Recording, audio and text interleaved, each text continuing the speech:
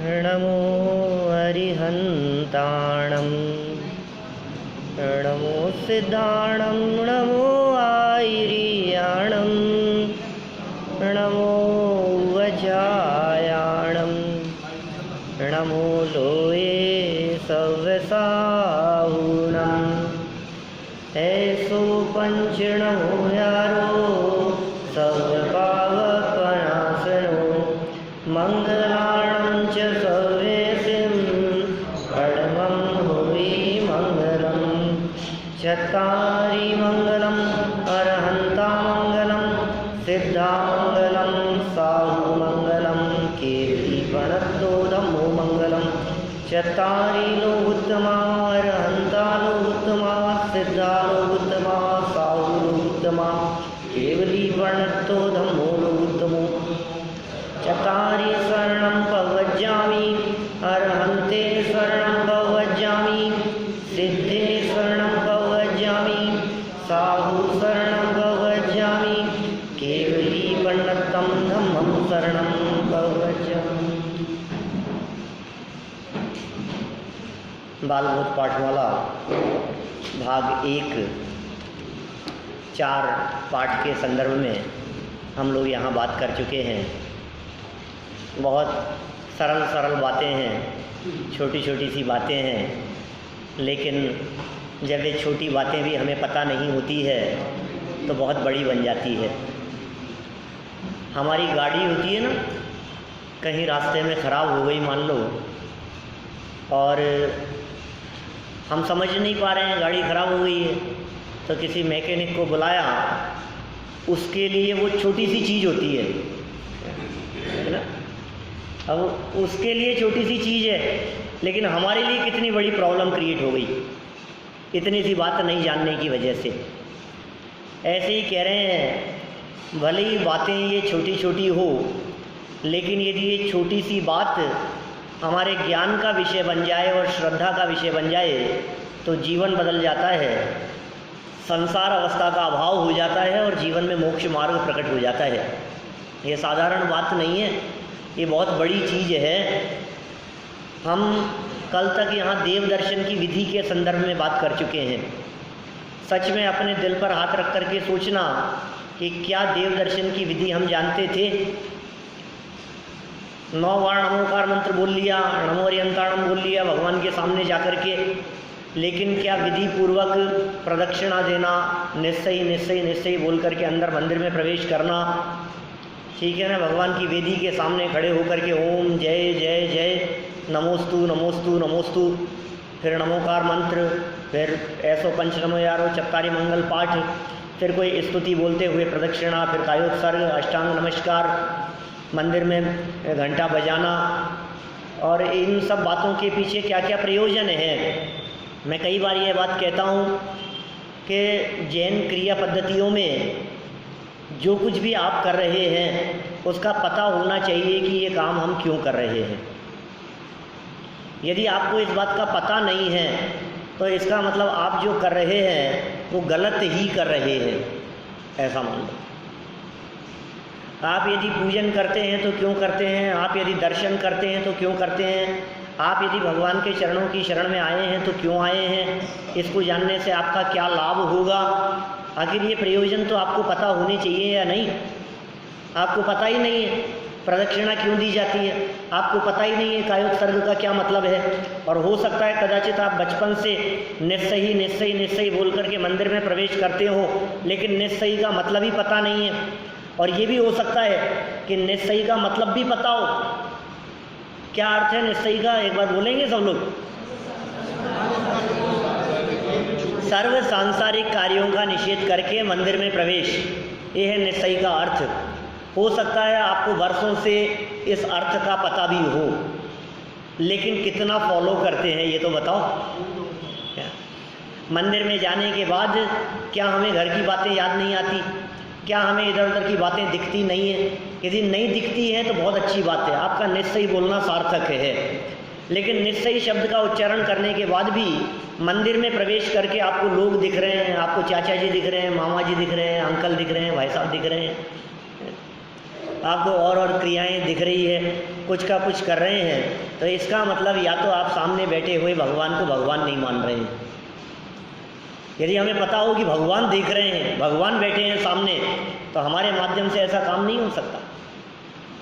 अष्टांग नमस्कार करना, तो अष्टांग का क्या मतलब है, कौन कौन से 8 अंग हैं, कैसे झुका जाता है।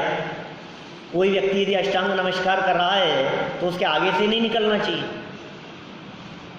हेलो, कोई व्यक्ति यदि झुक करके नमस्कार कर रहा है, अष्टांग नमस्कार कर रहा है, तो कोई भी व्यक्ति उसके आगे से ना निकले, ये समझदारी होनी चाहिए। कोई व्यक्ति यदि भगवान के दर्शन बहुत गहराई से तल्लीनता से कर रहा है, तो हमारी ये जिम्मेदारी बनती है कि हम उसके आगे से ना निकलें, उसको डिस्टर्ब ना करें। हाँ, लेकिन अष्टांग नमस्कार करने वाले की भी जिम्मेदारी बनती है कि 25 फीट की जगह छोड़ करके अष्टांग नमस्कार नहीं करें, है ना। मतलब ये तो समझदारी की बात है ना, थोड़ी बहुत। वेदी बहुत दूर है, आप इधर दीवार के सहारे से अष्टांग नमस्कार कर रहे हो, अब कोई दूसरा व्यक्ति खड़ा ही रहेगा, फिर आपके लिए क्या करेगा। तो आप वेदी के नज़दीक जाकर के भी, पास में जाकर के भी अष्टांग नमस्कार कर सकते हैं। बातें छोटी छोटी होती है, लेकिन सावधानी की होती है। अष्टांग नमस्कार ये शारीरिक स्थिति यदि ऐसी नहीं है, नहीं कर पाए तो भी झुकने की बातें। देखो, मैं आपको बतलाता हूँ, पहले पुराने समय में अपने जितने मंदिर बनते थे, बैरे हुआ करते थे, हैं। आज भी हमारे यदि चैताली में जाओ आप, यहाँ गोलों के चौक में, तो वहाँ हमारे चैताली में वो दरवाज़ा जो होगा वो छोटा मिलेगा आपको, माने झुक करके जाएंगे आप अंदर। क्या मतलब झुक करके जाना, कि हाँ 3 लोग के नाथ के दरबार में जा रहे हो और विनय नहीं है और अखड़ लेकर के जाओ, तो क्या सीखोगे वहाँ। विद्या विनयम ददाति, विद्या जो प्राप्त होती है वो विनयवंतों को प्राप्त होती है। विद्या जिसके जीवन में है, उसके जीवन में विनय न आए ऐसा नहीं हो सकता है, और जिसके जीवन में विनय आएगी वो प्राप्त कर पाएगा। भगवान के पास यदि कुछ सीखने जा रहे हैं, कुछ प्राप्त करने जा रहे हैं, तो विनय होनी चाहिए। आप देखिए, आपको पता है रामचंद्र जी और लक्ष्मण का वो प्रसंग तो मालूम ही है, मैं कहानी नहीं सुनाऊंगा। रावण के पास में भेजा मरणासन्न अवस्था में रामचंद्र जी ने, और लक्ष्मण माथे के पास जाकर के खड़ा हो गया तो कुछ बोलते ही नहीं है, और जब पैरों के पास जाकर के खड़ा हुआ तो प्राप्त किया। ऐसा ही स्वरूप है। आप देखिए, इंद्रभूति गौतम गणधर के रूप में जिन्हें पुकारा जाता है, भगवान महावीर स्वामी की दिव्य ध्वनि सुनने के लिए, उपदेश सुनने के लिए कहाँ होता था भगवान महावीर स्वामी का उपदेश, कौन सी जगह पे। समौष चरण, वेरी गुड, समौष चरण में होता है तीर्थंकरों का उपदेश। तो समौष चरण के पास जब वो आया इंद्रभूति गौतम, जो बाद में गणधर बना, और वहाँ दरवाजे पर जब मानस स्तंभ देखा, तो अपने पूरे घमंड को वहीं त्याग कर, वहीं छोड़कर जब समौष चरण में प्रवेश किया तो कुछ सीख पाया। तो भगवान के चरणों में जाकर झुकना तो चाहिए ही। घुटने यदि तकलीफ देते हैं, अवस्था यदि शरीर की ऐसी है कि हम न झुक पाएँ, तो भी झुकने की भावना तो हो। कायोत्सर्ग का अर्थ क्या है, तो हमने कहा था शरीर के प्रति ममत्व का त्याग, ये कायोत्सर्ग है। जब हम पंच परमेष्ठियों का स्मरण कर रहे हैं, जब हम 9 बार नमोकार मंत्र बोल रहे हैं, तो हमारे स्मरण में पंच परमेष्ठि के अलावा दूसरे कोई नहीं आने चाहिए। यदि हमारे दिलो दिमाग में पंच परमेष्ठि के अलावा और कुछ भी आ गया, तो आपने कहाँ छोड़ा है। विकल्प तो चल रहे हैं आपके चित्त में। सर्व विकल्पों का त्याग जहाँ हो और सिर्फ भगवान में उपयोग लगा हो, ऐसी स्थिति वो है कायोत्सर्ग। शरीर के प्रति भी ममत्व न रहे, औरों के प्रति की तो क्या बात करें। मंदिर जाने से क्या लाभ होता है। जब ये बातें कही गई अंतिम चरणों में, तो 3 वाक्य थे यहाँ, याद होने चाहिए। क्या भैया परीक्षा लूँगा क्या, किताब ले जाना सब अपने अपने घर पर, दूसरे दिन साथ में ले आना, सबके पास रहनी चाहिए। जो बात पढ़ाई जा रही है उस बात को दोबारा भी पढ़ें, और ज़्यादा नहीं। आप यदि 5 मिनट के लिए उस चीज़ को दोहरा लेंगे, सिर्फ 5 मिनट का टाइम यदि आपने निकाल लिया, तो वो पक्की होगी बस, और क्या है। इतना सा ही तो चाहिए होता है। तो क्या क्या बातें कही थी। मंदिर जाने से लाभ, मंदिर जाने से लाभ क्या है। इससे आत्मा में शांति प्राप्त होती है। पहला वाक्य क्या, मंदिर जाने से क्या लाभ होगा, आत्मा में शांति मिलेगी। ये आत्मा क्या है भाई, आत्मा क्या चीज़ है। आत्मा कहते ही लोग डरने लगते हैं। कई लोगों को तो आत्मा की चर्चा ही पसंद नहीं आती है। बहुत से लोग ऐसे मिलेंगे जो ये कहेंगे आत्मा से तो डर लगता है हमारे, अब आत्मा की बातें मत किया करो, आत्मा मतलब कोई भूत प्रेत, ऐसा होता है? नहीं। आत्मा क्या है ये चर्चा अभी हम शुरू करने वाले हैं जीव अजीव वाले पाठ में। आगे शुरू करेंगे ना। आत्मा कोई और नहीं है, आत्मा मैं हूँ। ये जो शरीर दिखाई देता है, इस शरीर के अंदर एक तत्व है, एक चीज़ ऐसी है जिसके कारण ये सब काम होते हुए दिखाई दे रहे हैं। उस चीज़ का नाम है आत्मा। आत्मा मैं हूँ। जो ये शरीर का नाम दिखाई देता है, जो शरीर की अवस्था दिखाई देती है, ये मैं नहीं हूँ। इससे भिन्न एक कोई चीज़ है, वो चीज़ है आत्मा। उसे कहते हैं जीव। जीव बोले या आत्मा शब्द का प्रयोग करें, कोई फर्क नहीं है। शब्दों के जो फर्क हैं थोड़े से, उसकी चर्चा भी मैं आप लोगों के सामने करूँगा। तो जैसे ही हम मंदिर में आते हैं शांति मिलती है। मंदिर का वातावरण अत्यंत शांत होता है। मंदिर में लड़ाई झगड़े नहीं होते, मंदिर में धाम धूम नहीं होती, मंदिर में शांति होती है। और शांति के लिए आता है व्यक्ति। हृदय में शांति हो, मन में शांति हो, चित्त में शांति हो, तो पहला लाभ क्या मिला? आत्मा में शांति प्राप्त होती है। दूसरा लाभ, परिणामों में निर्मलता आती है। पहला लाभ आत्मा में शांति प्राप्त होती है। दूसरा लाभ, मंदिर में आने से परिणामों में निर्मलता आती है। क्या मतलब? परिणाम क्या चीज़ होती है? परिणाम मतलब होता है हमारे भाव, हमारे विचार, वो सब कहलाते हैं परिणाम। उन परिणामों में निर्मलता आती है। माने देखिए आप, ये जगत के जीवों का सहजी स्वरूप है। जिनको देखते हैं या जैसा देखते हैं वैसे हमारे परिणाम और भाव होने लगते हैं। किस व्यक्ति के भाव कैसे चल रहे हैं इसका अनुमान लगाया जा सकता है। उसकी दृष्टि कहाँ है, वो क्या देख रहा है, इससे अनुमान लगता है कि उसके भाव किस प्रकार के चल रहे हैं। जिनकी जैसी रुचि होती है, जिनके जैसे परिणाम होते हैं, वे अपने परिणामों के हिसाब से चित्र देखते हैं, दृश्य लगाते हैं। अपने जो आसपास के चित्र हैं, आसपास के दृश्य हैं जिन्हें वो देख रहा है, वो इस बात को सूचित करता है कि इस व्यक्ति के परिणाम कैसे। जब हम शांत लोगों को देखते हैं तो हमारे परिणाम शांत हो जाते हैं। आपको पता है प्रथमानुयोग में बहुत सारे ऐसे प्रसंग मिलते हैं, बहुत उदाहरण आते हैं, बहुत कहानियाँ किस्से इस प्रकार के मिलते हैं जिनमें एक हुड़दंग करता हुआ हाथी, त्रिलोक मंडन नाम का हाथी दौड़ रहा था। सारे जंगल में तूफान मचा रखा था, उसने तोड़ फोड़ मचा रखी थी। त्रिलोक मंडन नाम था उस हाथी का। और जैसे ही एक मुनिराज को देखा, शांत बैठे हुए मुनिराज को, उसके परिणाम शांत हो गए। ऐसे उदाहरण मिलते हैं ना अपने को बहुत सारे, प्रथमानुयोग में बहुत उदाहरण मिलते हैं।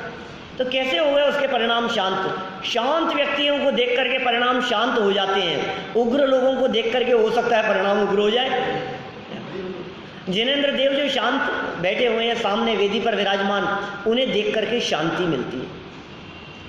आत्मा में शांति होती है, परिणामों में निर्मलता आती है। देखिए कोई व्यक्ति कितना भी गुस्से में हो, सामने यदि वो व्यक्ति गुस्सा कर रहा है और उसके गुस्सा करते हुए आपके चेहरे पर कुछ मुस्कुराहट है, आपकी शांत मुद्रा है, तो सामने वाले का गुस्सा भी खत्म हो जाता है।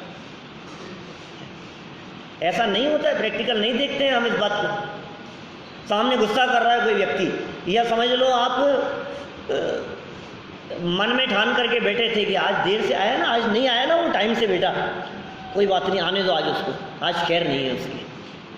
आप मन में ठान करके बैठे थे गुस्सा करने के लिए, और सामने से जब उसको आते हुए देखा, उसका मुस्कुराता हुआ चेहरा आपके निगाह में पड़ा, तो आपका गुस्सा ही गायब हो गया।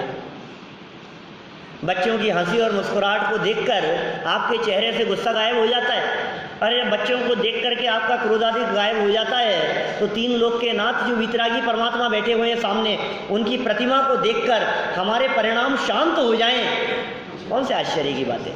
परिणामों में निर्मलता आ जाए तो कौन से आश्चर्य की बात है। क्यों नहीं होंगे हमारे परिणाम निर्मल?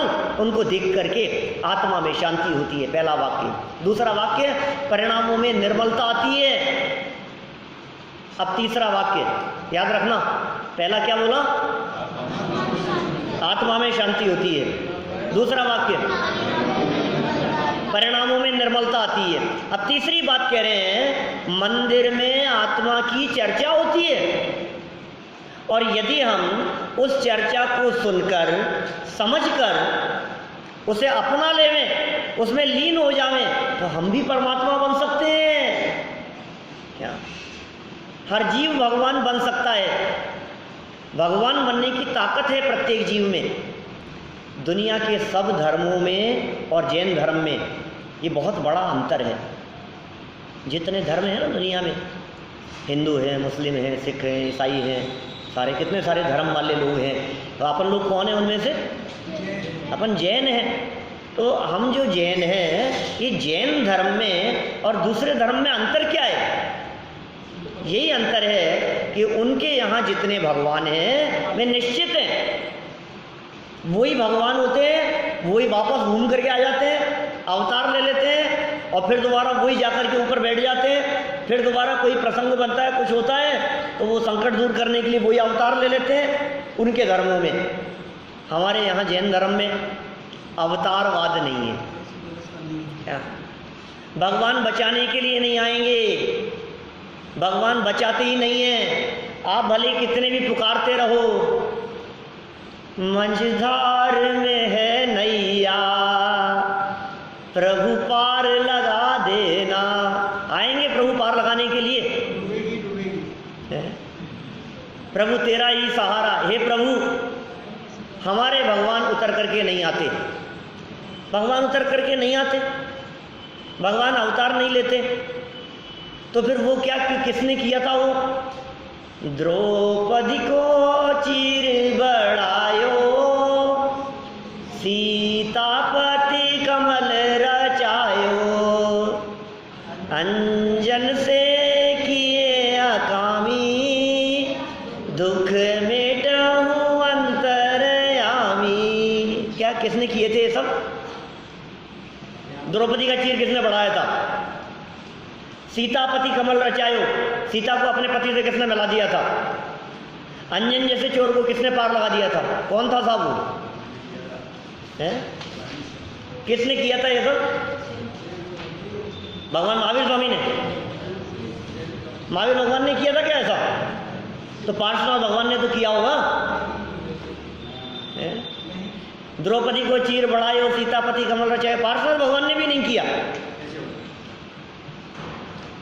लोगों को लगता है साहब पार्श्वनाथ भगवान तो सच में वो तो कर सकते हैं, उन्होंने किया होगा। तो मैं एक बात पूछता हूँ, पार्श्वनाथ भगवान जब हुए थे और ये जो घटना घटी थी, इन दोनों में आपको पता है कितना अंतर है? द्रौपदी हुई थी पांडवों के काल में, कौरवों पांडवों के काल में, श्री कृष्ण के काल में, है ना। और श्री कृष्ण जो थे वो अपने नेमिनाथ भगवान थे ना, नेमिनाथ भगवान के चाचा के लड़के थे श्री कृष्ण, उनके भाई थे, चचेरे भाई थे नेमिनाथ के। तो श्री कृष्ण और नेमिनाथ का एक ही काल हो गया, और द्रौपदी का चीरहरण तो उसी समय हुआ था। माने नेमिनाथ भी भगवान नहीं बने थे, तो पार्श्वनाथ तो भगवान बने ही नहीं थे। न मालूम कौन सी गति में थे, कहाँ थे। तो क्या वे आ सकते हैं द्रौपदी का चीर बढ़ाने के लिए? और सीतापति कमल रचायो, वो तो मुनि सुव्रतनाथ भगवान के काल में हुए थे, रामचंद्र जी। तो हमें पता ही नहीं है, किसी भी तीर्थंकर के नाम पर कुछ भी कहे जाते हैं। तो फिर साहब आप ही बता दो आदिनाथ भगवान ने किया होगा? अरे नहीं भाई, हमारे भगवान कुछ नहीं करते। क्या ये बात हमारे दिलो दिमाग में बैठनी चाहिए कि भगवान कुछ नहीं करते, तुम भक्तों को कुछ नहीं देते, भगवान भक्तों को कुछ नहीं देते हैं। पुण्य पाप कर्म के उदय से होता है, अपने अपने पुण्य पाप कर्म के उदय से होता है। पाप कर्म का उदय आएगा तो चीरहरण भी होगा, और पुण्य का उदय होगा तो सुरक्षा भी होगी। भगवान नहीं करते, ये बात समझ लेना। कुछ देते हैं कि नहीं भगवान? परीक्षा में पास करते हैं कि नहीं बेटा?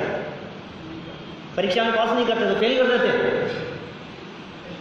फेल भी नहीं करते तो क्या करते हैं वो बैठे बैठे भगवान, पास भी नहीं करते हैं, फेल भी नहीं करते हैं, हाथ पे हाथ धर के बैठे रहते हैं। कुछ देते हैं कि नहीं? आपका बिजनेस आप चलाते हो कि भगवान चलाते हैं?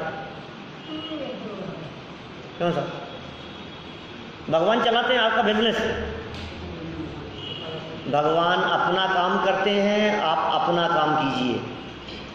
तो फिर भगवान की पूजन भक्ति करनी चाहिए कि नहीं करनी चाहिए? जब कुछ देते ही नहीं है तो फिर क्या करेंगे? हैं? क्या करना चाहिए? अपने समान बना लेते। तो कितना अच्छा जवाब दे रही छोटी सी बच्ची।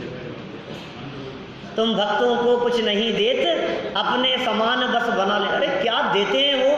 कुछ मांगने की जरूरत है? वो चीज देते हैं जो मांगने की तुम्हारी हैसियत नहीं है। वो परमात्मा क्या चीज दे रहे हैं तुम्हें उसका अंदाजा है? तुम तो भिखारियों जैसी चीज मांगते हो, तुम्हें क्या मिल सकता है तुम्हें उसका अंदाजा नहीं है। मांगने वाला व्यक्ति हमेशा घाटे में रहता है, हमेशा नुकसान में रहता है। मांगने का काम अच्छा नहीं है। भगवान से तो मांगना ही नहीं।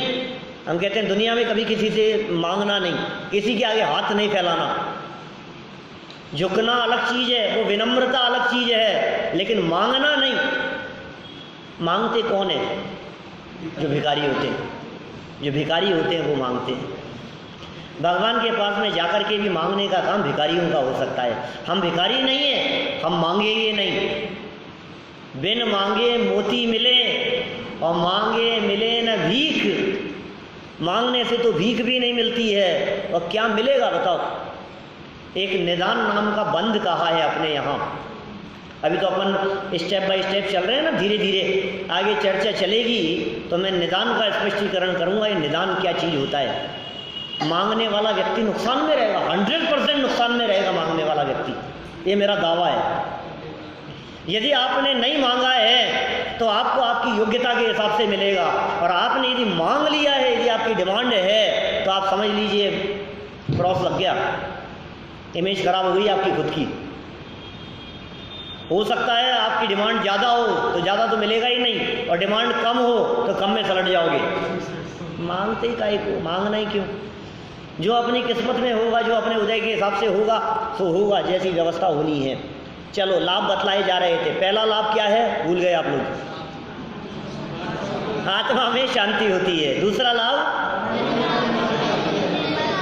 बहुत अच्छा, परिणामों में निर्मलता आती है। तीसरा लाभ, मंदिर में आत्मा की चर्चा होती है।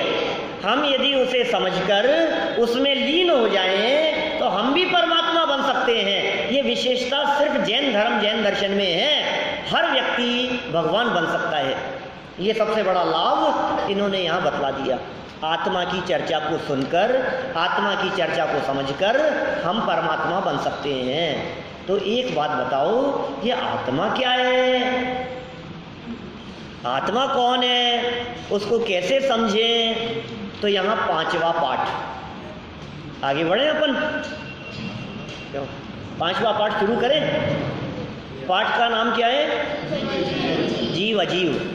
मुझे मालूम है सभा में बैठे हुए कोई 2-4 लोग ही मुश्किल से ऐसे हो सकते हैं जो जीव अजीव को नहीं जानते हो। सब लोग जीव अजीव को पहचानते हैं, लेकिन हम ये कह रहे हैं सारे शास्त्रों का सार है जीव अजीव को पहचानना। सारे जिनागम का सार है, द्वादशांग का सार है, जिनवाणी का सार है। जीव जुदा पुद्गल जुदा है, यही तत्व को सार, और बाकी जो कुछ और है यही को विस्तार। जीवो अन्य पुद्गलश्चन्य इत्यसो तत्व संग्रह, यद अन्यत उच्यते किंचित सोस्तु तस्यैव विस्तरः। ये जीव अजीव वाला पाठ जब हम बालबोध पाठमाला भाग 1 के आधार पर पढ़ते हैं तो लोग कहते हैं बच्चों की बात है, और यही जीव अजीव वाला पाठ जब हमने इष्टोपदेश पर प्रवचन करते समय पढ़ा था तो किसी को विकल्प नहीं आया कि बच्चों की बात है। बोलो, इष्टोपदेश एक ग्रंथ है अपना, पूज्यपाद आचार्य का लिखा हुआ। इष्ट उपदेश उस ग्रंथ का नाम है, और उस ग्रंथ में ऐसी बातें की है ध्यान की भी चर्चा है, साधना की चर्चा है, बहुत सरल भाषा में 50-51 श्लोक हैं और अंतिम श्लोक में जाकर के पूरे ग्रंथ का सार बतला दिया है। ये पूज्यपाद आचार्य वे आचार्य थे जो शरीर सहित विदेश क्षेत्र गए थे। और कौन गए थे विदेश क्षेत्र? मूवी देखी थी, पिक्चर देखी थी ना? कौन से आचार्य गए थे? कुंदकुंदाचार्य। कहाँ गए थे? विदेश क्षेत्र। विदेश क्षेत्र में गए थे, वहाँ सिमंदर भगवान का समूल शरण लगा हुआ था, उनका उपदेश सुन करके आए। कितने दिन रहे थे वहाँ? 7-8 दिन। 8 दिन वहाँ रहे। तो भोजन किया था क्या वहाँ? नहीं किया। जैसे कुंदकुंदाचार्य विदेश क्षेत्र जाकर के आए थे, उसी तरह से एक और मुनि थे, एक और आचार्य थे जो विदेश क्षेत्र जाकर के आए। उनका नाम था पूज्यपाद आचार्य। और उन्होंने एक ग्रंथ लिखा, बहुत सारे ग्रंथ हैं, हम तो सर्वर सिद्धि वगैरह पढ़ाते हैं महाविद्यालय में, तो ये इष्टोपदेश ग्रंथ लिखा और उसके अंतिम श्लोक में उन्होंने बात की, जीव अलग है और अजीव अलग है। यही सारे शास्त्रों का सार है। इतनी सी बात समझ में आ जाए। इस मर्म की चर्चा भी हम करेंगे, उससे होने वाले लाभ की भी हम बात करेंगे। जीव अजीव को पहचानने से क्या लाभ मिलता है, यह चर्चा भी हमारी होगी। अभी यहाँ शुरू करते हैं हम पाठ।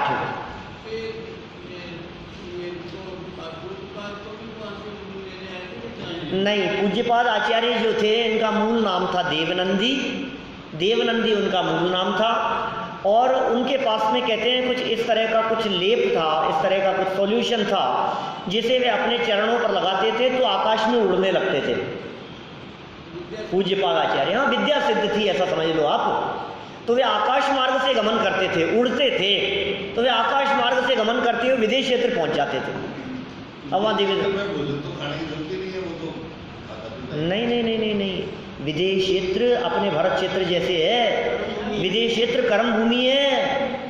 विदेश क्षेत्र में बिजनेस करते हैं लोग, विदेश क्षेत्र में नौकरी करते हैं, विदेश क्षेत्र में खाना बनाते हैं, खाना खाते हैं, सब काम करते हैं विदेश क्षेत्र में। अपने आप के जैसे ही ऐसे पढ़ते हैं, पढ़ाते हैं, स्कूल है, कॉलेज है, शिक्षा होती है, दीक्षा लेते हैं, मुनि बनते हैं, संयम अंगीकार करते हैं, चौके लगते हैं मुनिराजों के लिए, आहार दान देते हैं लोग। ये सब काम विदेश क्षेत्र में होते हैं। ये विदेश क्षेत्र क्या है, ये चर्चा करने के लिए तो अभी अपने पास में अवकाश नहीं है, क्योंकि अपन धीरे धीरे ही बढ़ेंगे। अपने को यदि जैन धर्म पूरा गहराई से सीखना है तो 2-3 महीने का, 2-4 महीने का टाइम तो लगेगा। यहाँ डटे रहना पड़ेगा, है ना। लेकिन इस बात की गारंटी है कि ये जैन धर्म क्या है, इसकी जो बेसिक क्या है, प्रारंभिक जैन धर्म, ये पूरा ज्ञान आप लोगों को निश्चित रूप से हो जाएगा, लेकिन धीरे धीरे होगा।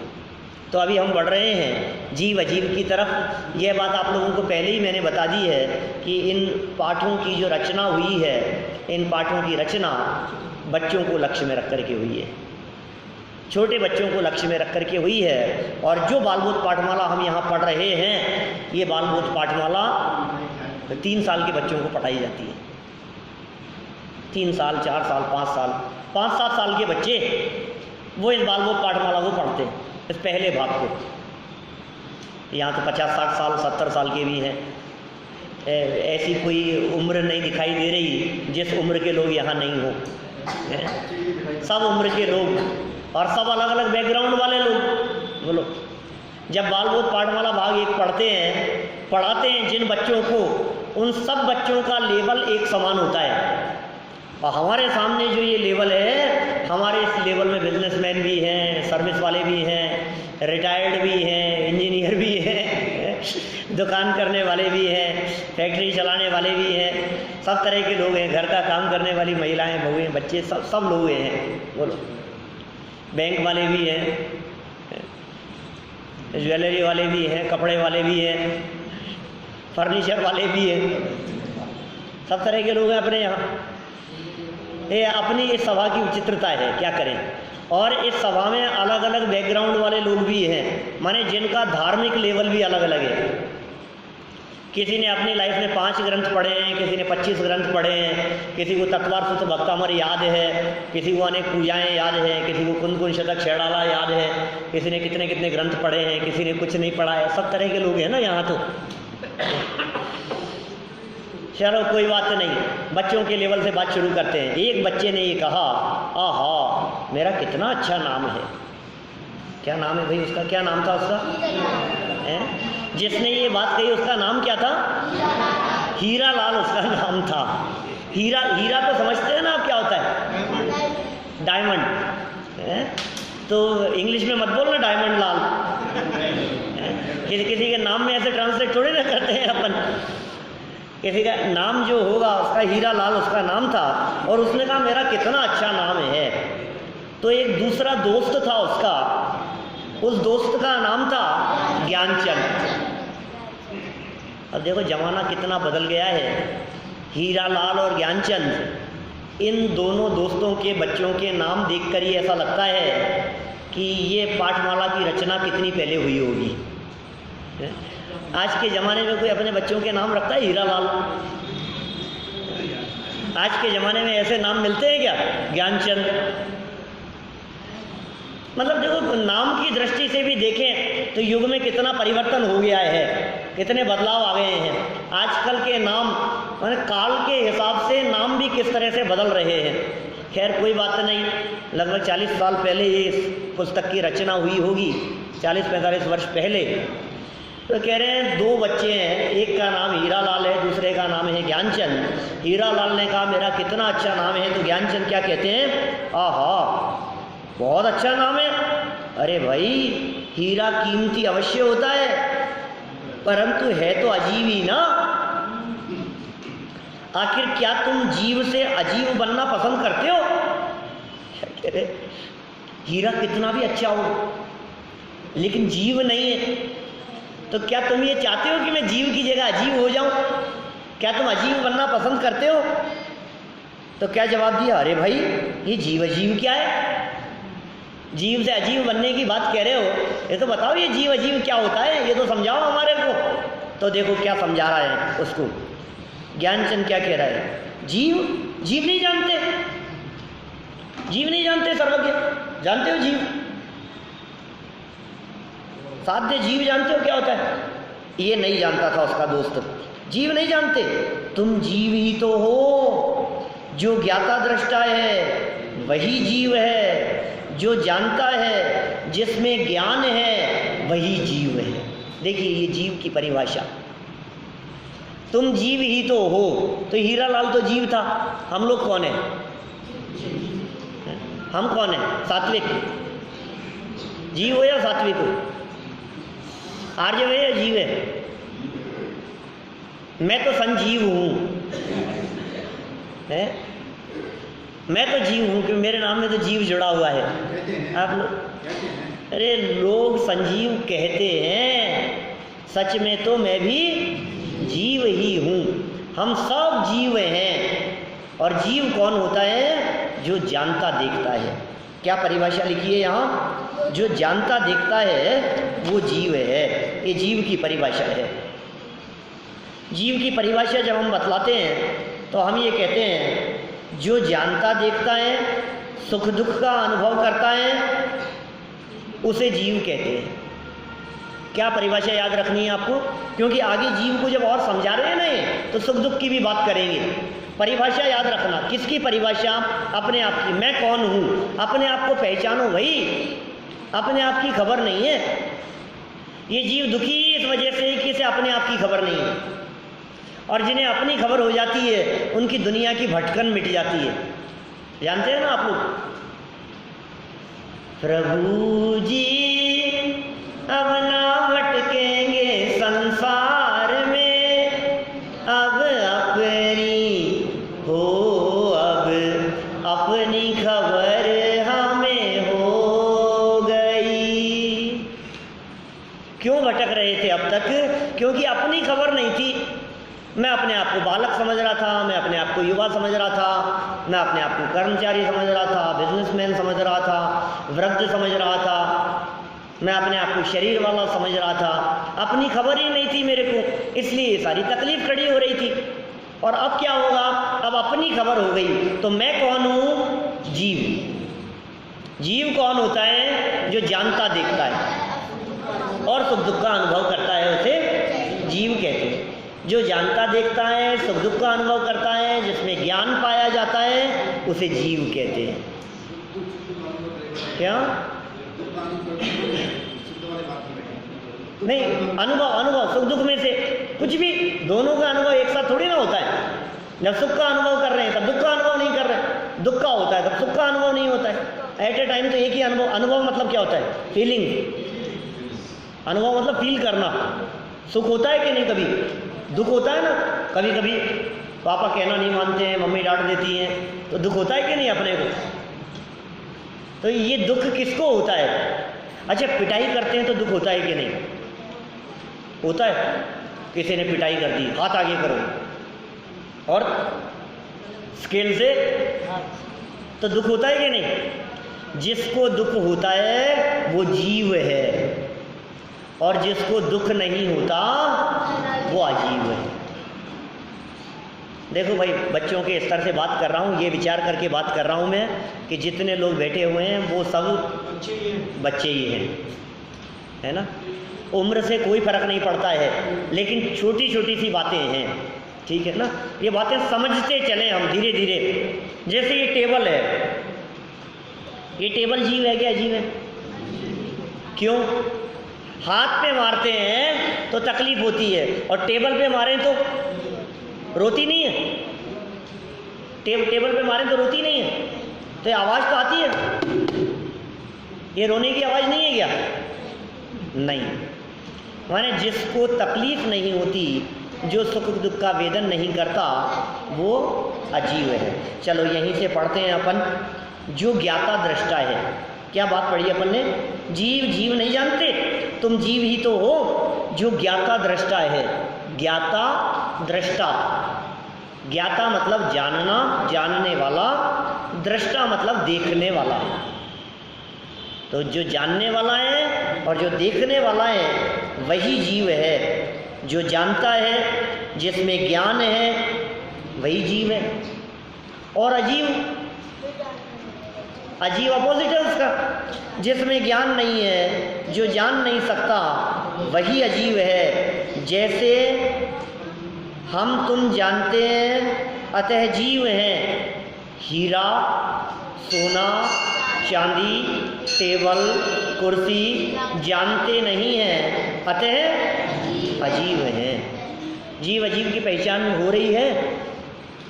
देखिए, जब ये परिभाषा यहाँ लिखी गई, जिस सन में इस पुस्तक की रचना हुई, उसके पहले और भी कई पाठमालाएँ चला करती थीं। उनमें जीव अजीव के संदर्भ में या समाज में यदि किसी व्यक्ति से बात करो जो इसकी परिभाषा नहीं जानते हैं जीव अजीव की, वो लोग इस तरह की बातें कहते हैं, जो चले फिरे सो जीव।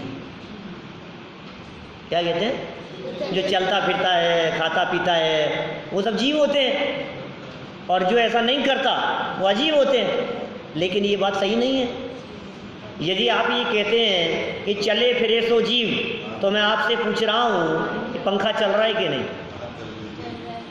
है? पंखा चल रहा है, जीव है या अजीव है? अजीव है, चलते हुए भी। जो बोले वो जीव। रेडियो भी बोलता है, टीवी भी बोलती है, और चलती भी है। टीवी भले एक जगह से दूसरी जगह नहीं चल रही हो, लेकिन आप नहीं बोलते हैं ऐसा टीवी चल रही है। क्या बोलते हैं आप? टीवी चल रही है। और बोल रही है कि नहीं?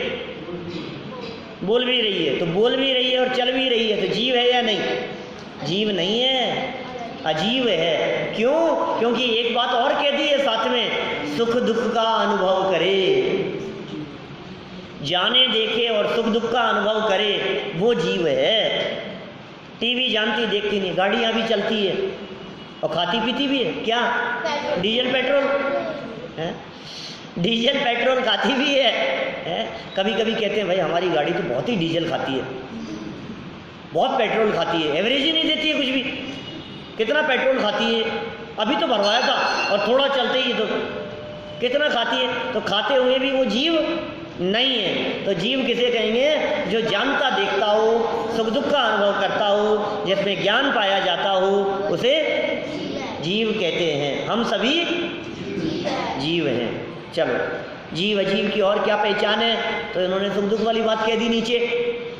देखिए क्या कह रहे हैं, जीव सुख व दुख का अनुभव करता है, तकलीफ को भोगता है, आनंद को भोगता है, मज़े करता है, सुखी दुखी होता है। अजीव में सुख दुख नहीं होता। हम तुम सुख दुख का अनुभव करते हैं, अतः जीव हैं। टेबल कुर्सी सुख दुख का अनुभव नहीं करते, अतः अजीव हैं। देखिए यहाँ तक जो बातें हमने पढ़ी है ये एक एंगल है जीव अजीव की बात को समझाने का। एक नया एंगल शुरू हो रहा है आगे से, उसकी चर्चा विस्तार से मैं कल करूँगा आप लोगों के सामने। क्या यहाँ जो एंगल बतलाया है और आगे जो एंगल बतलाया है उसमें ज़मीन आसमान का अंतर है। अभी तक जो जीव अजीव की बात कही है ये बातें हो सकता है बच्चों के लेवल पर हो, छोटे बच्चों के लेवल पर हो। खाने पीने की चीज़ें हैं, मकान जीव है या अजीव है? अजीव। और बर्तन और कपड़े और हम और पापा मम्मी अभी ये बतलाएंगे। हम जो जीव हैं या पापा मम्मी जो जीव है या चींटी है, मक्खी मच्छर है, हाथी घोड़े हैं, वो जो जीव हैं उनको जीव कहने के पीछे क्या मार्मिक बात है, समझने योग्य बात विस्तार से चर्चा कल करेंगे। मैं कह चुका हूँ बहुत मार्मिक बिंदु है, छोड़ने योग्य नहीं है। क्या संडे है, छुट्टी नहीं है कल की, ठीक है ना?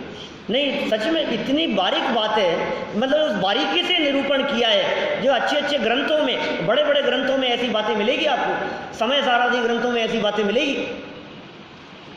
द्रव्य संग्रह में, समय सार में, ऐसे बड़े बड़े ग्रंथों में जो बातें मिले वो बातें यहाँ नीचे कह दी है। पहला एंगल बहुत स्थूल दृष्टि से मोटा मोटा, जिनमें जीव बने की संभावना ही नहीं हुई, खंबा बोले अजीब है तो किसी को कोई भ्रम नहीं होता। लेकिन जब हम शरीर की बात करते हैं, हाथी घोड़ों की बात करते हैं तो गलत फहमी होने के चांस है, और वहाँ जो गलत फहमी होती है उस गलत फहमी को इन्होंने यहाँ दूर किया है, उसकी चर्चा होगी यहाँ पर। एक पॉइंट, जड़ पदार्थ, अचेतन पदार्थ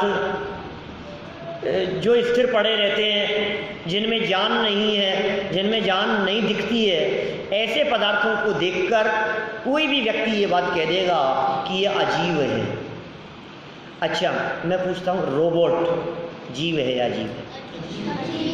रोबोट भी अजीब है? क्या बात कर रहे हो?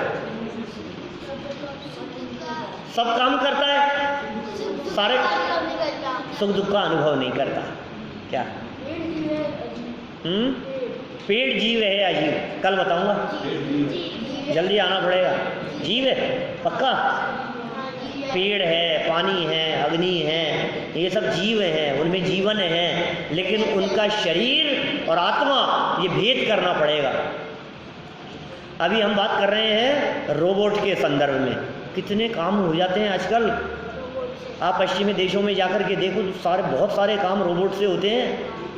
घरों में पोंछा झाड़ू लगाने का सब काम रोबोट करते हैं। हम जिनके घरों में जाकर के रुकते हैं वहाँ उन देशों में, तो उनके घरों में झाड़ू पोंछा खुद नहीं लगाते, एक रोबोट होता है क्या, और बटन दबा देते हैं और पूरे घर में जाएगा और पूरे घर में झाड़ू पोंछा सब लगा करके आ जाएगा। ऐसे ऐसे रोबोट होते हैं जिनसे आप जवान से कुछ भी कहो, बटन दबाने की ज़रूरत नहीं है। आपने आदेश दिया, जैसा आपने बोला उसका सामने से जवाब मिल जाएगा, उसका उत्तर मिल जाएगा। आपने ये कहा कि वो पर उसमें आत्मा नहीं है, इसलिए वो जीव नहीं है।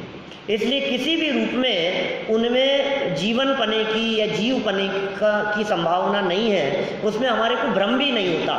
अभी जीव अजीव की पहचान क्यों करा रहे हैं, ये बातें क्यों पढ़ा रहे हैं? जब हमने नमोकार मंत्र से शुरू किया था तब तो सबको लग रहा था कि हाँ भाई ये तो सही है, फर्स्ट लेवल बच्चों की बातें। अभी जीव अजीव जानकर के क्या लाभ मिलेगा हमारे को? बहुत से लोगों को तो लगता है कि हाँ ये सब फिर वही शास्त्रों की बातें आ गई। आप तो ये बताओ पूजन कैसे करते हैं, आप तो ये सिखा दो हमारे को पक्षाल कैसे किया जाता है, आप तो ये बताओ पूजन करेंगे तो थाली कैसे लगाई जाती है। अरे भाई बताएंगे सब, लेकिन धैर्य तो रखो थोड़ा सा। क्या पहले ये तो जान लो कि तुम हो कौन, तुम अपने आप को तो पहचान लो एक बार, जिससे अपने आप की खबर हो जाएगी। अपने को अपने रूप और पर को पराये रूप जान लेगा, उस व्यक्ति के दुख हमेशा के लिए मिट जाएंगे। बहुत महत्वपूर्ण आधारभूत बातें यहाँ बतला रहे हैं। टेबल कुर्सी के ऊपर बैठे हुए एक व्यक्ति का चित्र दिखाई दे रहा है, जो बैठा है वो जीव है, और जिस पर बैठा है वो अजीव है। ठीक है ना? ये टेबल और शरीर, शरीर भी लिखा है, देखो उसके नीचे क्या लिखा है, नीचे एक छोटी सी लाइन लिखी हुई है उस चित्र के नीचे, ये अजीव हैं, टेबल और शरीर, ये दोनों अजीव हैं। क्या अंतर है इनमें? क्या मैं जो जीव हूँ वो जीव कौन है और उसका क्या स्वरूप है, और ये जो शरीर दिखाई देता है ये चलता फिरता हुआ, देखता हुआ, जानता हुआ, बोलता हुआ, सुनता हुआ, सब कुछ दिखाई देते हुए भी ये अजीव कैसे है? इन सब बातों के संदर्भ में कल हम विस्तार से चर्चा करेंगे। अभी की बात को यहीं विराम देते हैं। 9 बजे का अपना समय है, समय का ध्यान रख करके कल राइट टाइम 9 बजे आएंगे तो इन मार्मिक बातों की खबर आपको